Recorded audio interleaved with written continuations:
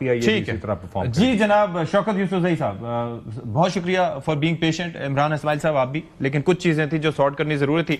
आप मुस्कुरा रहे हैं, आपका रद्द-ए-अमल इस दिन पे और इस खास तौर पर ये जो निजकारी का अमल मुकम्मल हुआ है, अब एक ये जो आरिफ हबीब ग्रुप है, दे ओन द 75% शेयर्स, क्या आपके रिमार्क्स हैं इस पे जी? बिस्मिल्लाहिर्रहमानिर्रहीम, बहुत शुक्रिया। आज तो रोने का मुकाम है जी, बाकमाल लोग, लाजवाब सर्विस, उसका ये हाल कर दिया गया कि अब वो हुकूमत के ऊपर बोझ बन गया। एक जमाना था जो PIA का एक नाम था, वो उसमें ये जो मेरे भाई ने कहा ना कि उसमें पॉलिटिकल मुदाखलत, तो मुदाखलत किसने की है? हुकूमत किसकी रही है? या शरीफ फैमिली की रही है या जरदारी फैमिली की रही है? तो दोनों ने नहीं, आपकी भी रही है। और उस वक्त वजीर हवाबाजी का जो स्टेटमेंट था, उसके बाद हमारे रूट्स पे पाबंदी लग गई। ये भी तो देखें, असेंबली के फ्लोर पे उन्होंने ऐसा कहा। मैं ये कह रहा हूँ कि देखें, मेरी बात सुने ना, मैं ये कह रहा हूँ कि बाकायदा तायुन होना चाहिए, होना चाहिए कि इस कौमी इदारों की तबाही के जिम्मेदार कौन है। सिर्फ एक PIA नहीं है। देखिए, पूरी दुनिया के अंदर जो कौमी असासे होते हैं ना, उनका तहफ़्फ़ुज़ भी किया जाता है और उनको प्रमोट भी किया जाता है। ठीक है, ये पाकिस्तान का ये हाल है कि ये कौमी असासे जो है ये हुकूमत के ऊपर बोझ बनते जा रहे हैं। क्यों बनते जा रहे हैं? इसका तायुन होना चाहिए, जिसने भी किया है, हमारे दौर में हुआ है, किसी दौर में हुआ है, आज इसकी नौबत क्यों आ रही है? पूरी दुनिया के अंदर PIA का एक नाम था, और इस PIA ने जो है ना बहुत सारे और इदारे बनाए हैं। आप देखें, एमिरेट्स को खड़ा किया जो है, वो दूसरे एमिरेट्स एयरलाइन, आज वो कहां पर है और हम कहां पर है? इसका मतलब है कि कहीं नाअहली हुई है। लेकिन ये इटसेल्फ, शौकत साहब, आपको लगता है, आपको क्या लगता है कि ये प्राइवेटाइजेशन के बाद अब PIA, आपको लगता है कि अब उसके अंदर बेहतर इन्वेस्टमेंट होगी, उसकी सर्विसेज बेहतर होंगी? अब आपकी असेसमेंट क्या है? चलें, गवर्नमेंट की नाअहली जिस भी हुकूमत की रही वो अपनी जगह है।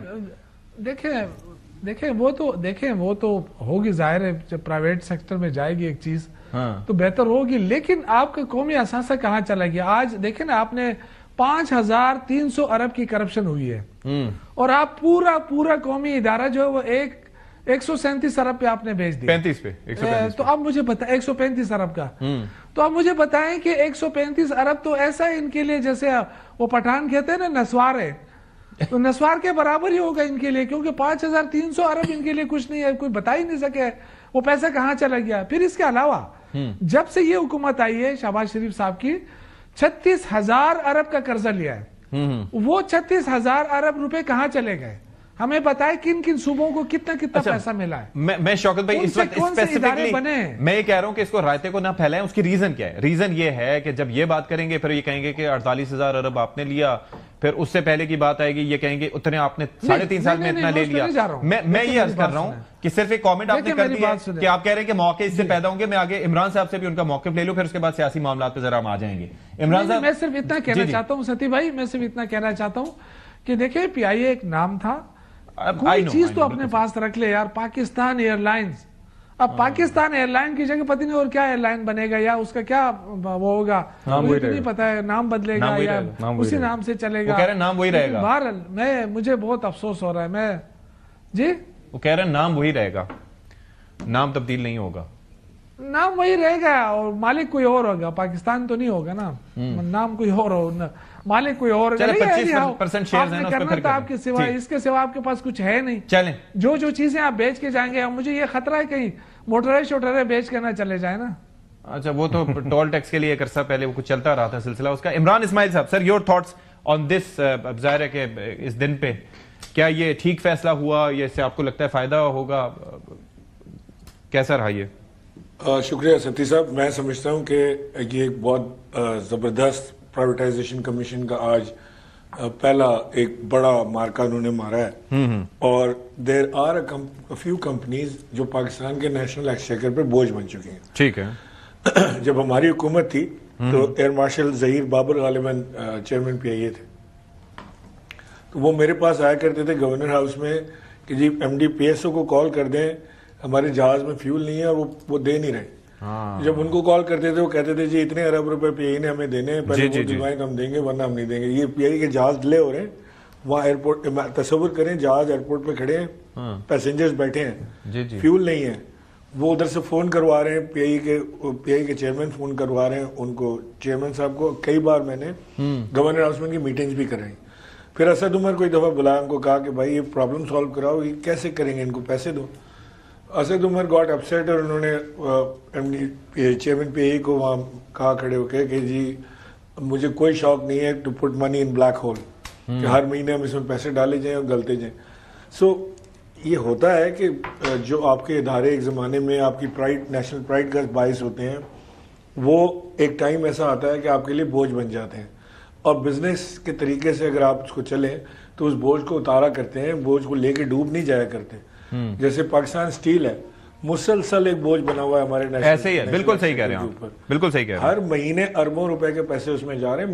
मैं मुबारकबाद देना चाहता हूँ कि एक बड़ी साफ, शफाफ और बड़ी क्लियर ये हुई है और ये बड़ी जरूरी थी प्राइवेटाइजेशन। आई डोंट थिंक कोई भी इससे इतराज करेगा। ठीक है, बिलाल अजहर के आनी साहब, सवाल वही, अब अगली बारी किसकी है? अब डिस्ट्रीब्यूशन कंपनीज है जी। और बाय द वे इस हुकूमत के अंदर ये पहली मेजर जो प्राइवेटाइजेशन वो ये है, मगर अभी 1-2 महीने कबल हमने फर्स्ट पेमेंट बैंक को भी प्राइवेटाइज किया। ठीक है, तो देखिए इस मोमेंटम पे चलते हुए आगे डिस्ट्रीब्यूशन कंपनीज बिजली की 3 जो हैं जी, IESCO, गेपको और फेस्को, उसके ऊपर भी प्रोसेस जारी है। उसके अंदर जो पावर सेक्टर के अंदर जो रेगुलेटरी काम करना है वो भी तो केपी का रुख नहीं करना जी। नहीं देखिए, नाउ की नाउ डिस्कोर्स, क्योंकि वहां पर लॉसेस बहुत, नाउ की नाउ डिस्कोर्स को हम इवेंचुअली एक एक करके करना चाह रहे हैं। और देखिए मकसद 2-3 है, मकासद 2-3 है जो बात इमरान साहब ने की ना। नंबर 1 तो जाहिर बात है कि जो माली बोझ है, देखिए हमें ये बात समझनी होगी कि जब एक इदारा मुस्तकिल 100 अरब रुपए का माली बोझ बनता है तो ये बोझ आप पे ही पड़ता है, ये बोझ शहरी पर ही पड़ता है, ये पैसे कहीं और से नहीं आते। और दूसरी बात यह है कि हमने देखा है कि दीगर और सेक्टर्स आप देखें, जब वो निजकारी इनकी हुई है, जब वो प्राइवेट सेक्टर में गए हैं, तो ना सिर्फ वो बोझ बनने के बजाय पॉजिटिव कंट्रीब्यूटर्स बने मईशत के अंदर आपके, बल्कि प्राइवेट सेक्टर में होते हुए वो सब्सिडीज लेने के बजाय वो टैक्स अदायगी के अंदर हुकूमत को कंट्रीब्यूट करने कि आप समझते हैं हुकूमत को कभी भी इदारे कौमियाने नहीं चाहिए? हम ये समझते हैं हुकूमत का साइज लीन होना चाहिए, हुकूमत को कारोबार करने के काम से निकलना चाहिए। हुकूमत का काम कारोबार करना नहीं, हुकूमत का काम कारोबार को फैसिलिटेट करना है, प्राइवेट सेक्टर लेड ग्रोथ करनी है। और तीसरी बात ये देखिए, आई थिंक इंशाल्लाह आप देखेंगे कि PIA की सर्विस डिलीवरी भी इंप्रूव होगी। जो लोगों की शिकायत हैं, जो हम अक्सर बात करते हैं कि जो इसका मयार बनता है बैनुल अक़वामी सतह पर, इंशाल्लाह वो अचीव होगा। तो आप देखेंगे, और मैं again I would like to emphasise, prime minister Shehbaz Sharif sahab ने पर्सनली ये कहा था कि ये पूरी प्रोसेस टेलीवाइज होगी, we have to ensure maximum transparency, और अल्हम्दुलिल्लाह वो आज पूरी कौम ने की। ठीक है। और दूसरी बात, सॉरी सती साहब, I know you have to move on to another topic. ये अगेन जिस तरह PTI के साइफर के बावजूद हमने अमेरिका के साथ ताल्लुकात मजबूत किए, इधर भी गुलाम सरवर साहब की कौमी फ्लोर के ऊपर PIA को शदीद नुकसान पहुंचाने के बावजूद भी हमने उस एयरलाइन को फिर रिवाइव भी किया और आज निजकारी भी कुछ उसका पाकिस्तान स्टील का भी कुछ सोच रहे हैं। देखिए आगे again I think we have to दर्जा बदर्जा एक एंटिटी से हमने निकलना है, और इंशाल्लाह आपके साथ ही रहेगी।